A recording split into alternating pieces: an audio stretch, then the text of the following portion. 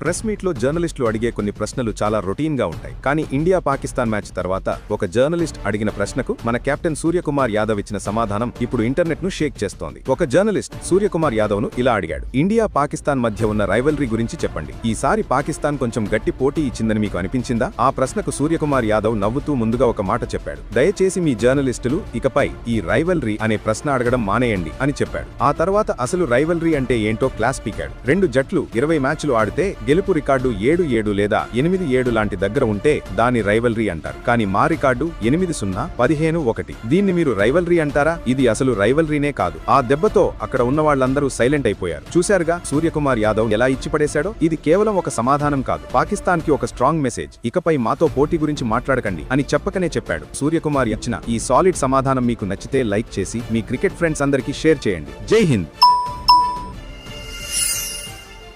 press మీట్లో journalist